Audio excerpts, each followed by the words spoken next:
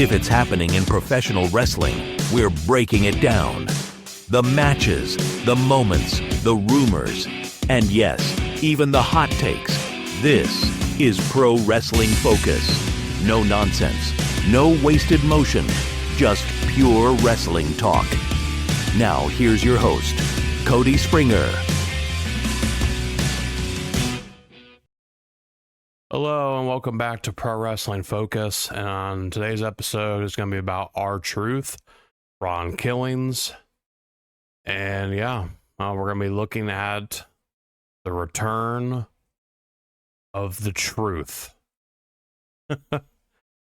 Today's episode's all about R-Truth, or should I say Ron Killings, and his shocking return to the WWE after what looked like it was a done deal. So I'm going to be, looking into what happened. His contract not being renewed, the fan outrage on X, and then his return to Money in the Bank this past Saturday, and what everything was going on behind the scenes in the new direction for Ron Killings. So I'll be looking into all that and more today on Pro Wrestling Focus.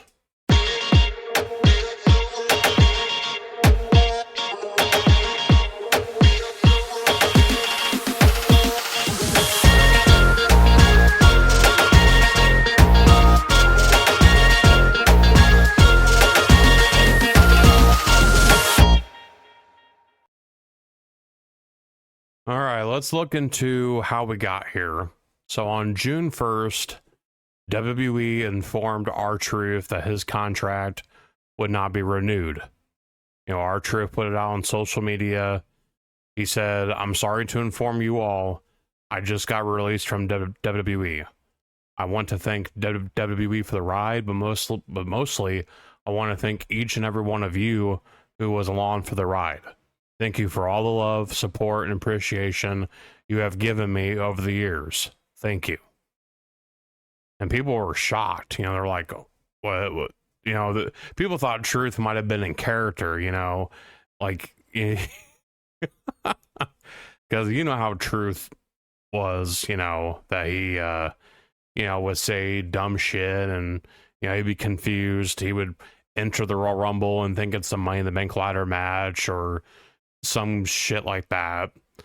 But no, this was a legitimate thing, that his contract was not going to be renewed. So just to make it clear, he was not released, he wasn't fired, he was just told that his contract would not be renewed. And to me, this wasn't that big of a surprise to me. The timing was a little weird, I will admit that, because he just was in a high-profile feud with John Cena, and they had a match at Saturday Night's Main Event, and then he wrestled JC Mateo on SmackDown, and then he gets let go. Like, the timing was just felt kind of weird to me, but I wasn't surprised, and the move didn't really bother me, like it did a lot of people. Because I chalked it up to age, because Truth is 53 years old. He can go in the ring. Don't get me wrong. Truth, the fact that he can still do the things he can do at his age is amazing. But like I said, he's 53 years old, and he was just used as a comedy act or an enhancement talent or jobber, if you will. But yeah, I kind of felt like Truth, that him being let go wasn't that big of a deal. And, this was a part of WWE, moving on from some aging talent that wasn't really being used on TV that much. So to me, it wasn't that big of a deal. But to other people, to a lot of people online, people were pissed. They were fucking furious about this shit. Sparked major backlash on social media, and it was loud. It was on X, TikTok, Instagram. People were not happy about WWE's decision to let go of our truth, as you know, and then the hashtag "We Want Truth" trended for several days, you know, after it was announced that he was let go from the company. And then people were chanting, "We want truth" on SmackDown as well. You know, especially when John Cena was out there, you know, during his segment with Logan Paul, Cody Rhodes, and Jey Uso. You know, so yeah, I mean, the fans were very vocal about our truth, you know, and they're being pissed off about his release. And I just could not believe that people were this upset about Truth being let go from the company. You know, people were very upset about this. Like, just pissed.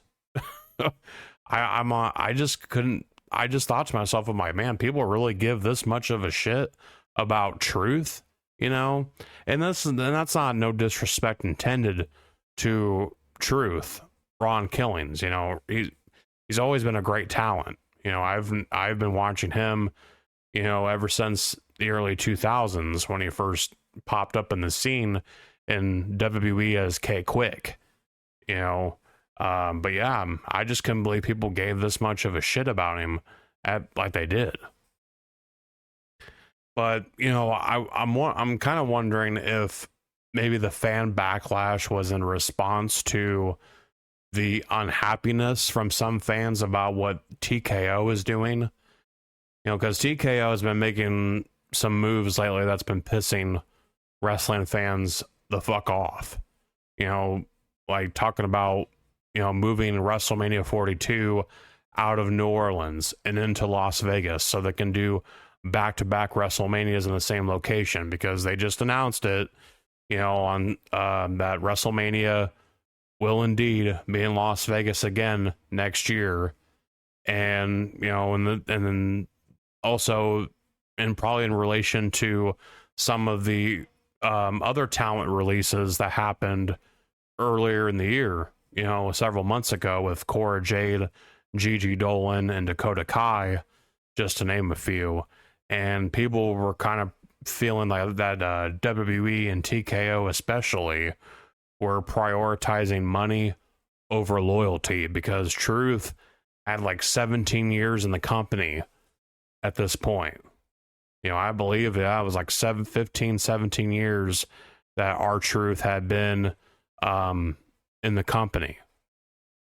And, you know, this is how they did him. You know, they didn't even offer him a Legends contract, no ambassador role. They just said, oh, you know, we're letting you go. But the backlash, you know, the outrage, the fan response led to R-Truth shocking return at Money in the Bank this past Saturday. You know, Truth showed up. You know, he was wearing a black jacket with a mask on. He hopped the barricade. He got into the ring. He tackled John Cena to the mat and started wailing on him. And then Truth got up and he pulled off the mask and the hood and revealed himself. And people were like, what? You know, people were shocked. Like, what the fuck? It's actually Truth. Holy shit. Wow. You know, even myself, I was surprised that he, you know, returned here. So, you know, it was a pretty crazy moment, but, you know, it made a lot of sense and it was awesome. And he hit John Cena over the head with the WWE Championship, which was a callback to Cena doing it to him at Saturday Night's Main Event several weeks ago. So Truth came back, got a measure of revenge against John Cena at Money in the Bank. Now, a lot of people have been talking about this, saying whether it was a work or not. You know, I mean, people were like, oh my God, this was a work. Holy shit. Triple H fooled me, blah, blah, blah, blah, blah. Oh my God. Yeah, some people were saying that this was a work, that this was a plan right from the jump, but I'm here to tell you this most likely was not a work. Triple H, he downplayed the situation. He was like, oh, it's a part of the show. Are you enjoying the show? It's all part of the show. Bullshit. I'm sorry. I defend Triple H on a lot of stuff, but on this, he's lying his ass off. This was not a work. That they legitimately let him go. This was not a storyline. This was not a work. Yeah, it wasn't. I could tell right from the jump that this was not a work. And then Fightful Select, they reported that WWE could not get in touch with Truth after they let him go, because I think WWE knew they fucked up here, because they saw the backlash online and they were probably like, holy shit, we fucked up. We made a mistake. We need to bring him back. We made a huge mistake here. We made a colossal error in judgment. So we need to bring this man back right away. So, yeah, so they couldn't get in touch with him. Truth was talking to independent promotions. He was trying to set up some dates. He was even getting interest from TNA, about bringing him in, because Truth has ties to TNA from the past. So, but yeah, they couldn't get in touch with him. He wasn't interested in entertaining talks with WWE. It took Nick Khan, who is the CEO of WWE, who typically does not get involved in contract negotiations, but Nick stepped in and talked to R-Truth, and that's what opened things up and got the ball rolling. But yeah, so Truth, the contract came together in the 72 hours before Money in the Bank. He was not under contract until just before his Money in the Bank appearance. And, it's very clear that they reacted based off the pressure from the fans. The outrage and, the pissed off fan base is what made them bring him back. This was not a work. This was not some big angle that Triple H planned. This was definitely, a response to the overwhelming pressure from the fans to bring this man back.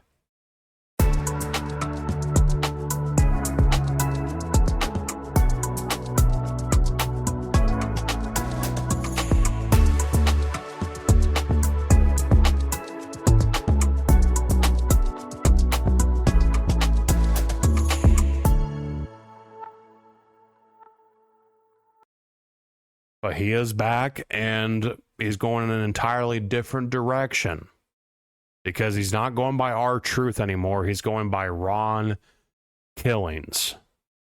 Yeah, Ron Killings, that's what he's going by, his real name. And, he appeared on Raw last night, and, looks like we're getting a very serious R-Truth here. A serious Ron Killings, because he took out a pair of scissors and he cut off his braids. Yeah, he cut off his braids, that had the blonde tips on them, and he said, it's time to put some respect on my name. So yeah, this is a reinvention that we're seeing. Ron Killings is reinventing himself. So no more goofy shit, no more little Jimmy, no getting confused about, where he's supposed to be and what kind of match it is. No, this is a very serious Ron Killings that we're getting here. This is a new tone, new character. And yeah, he's going in with a different direction here. And it looks like that they're going to be giving him one last final serious run within WWE before he heads into the later phase of his career. So here's my final thoughts on everything. WWE rarely listens to fans at this level anymore. So for them to get this vocal about someone and for them to bring him back, it speaks volumes. It really does. You know, it took them realizing, oh shit, we made a mistake here. And then they, you know, quickly corrected their mistake, and then they managed to re-sign him and bring him back to the company. And, you know, WWE might be realizing that even bit players like Ron Killings matter to longtime fans. And to be honest, Ron Killings might be in for a powerful second wind in his WWE career, something that he never really got because he was used primarily for years as a comedy act. You know, with the 24/7 title runs and the little Jimmy stuff, and, you know, and acting like a goofball all the time. You know, Truth or Killings here might be in for something very special with this last run here. So it's going to be very interesting to see where they go with him from here.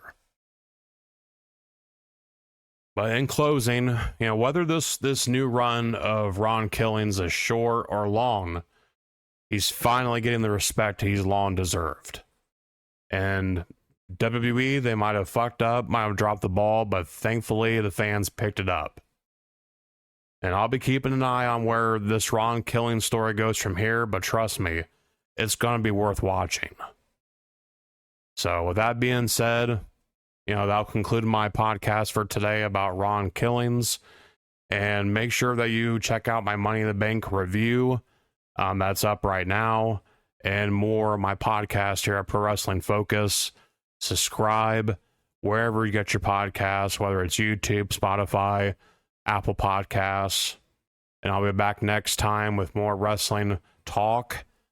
So enjoy wrestling and stay focused.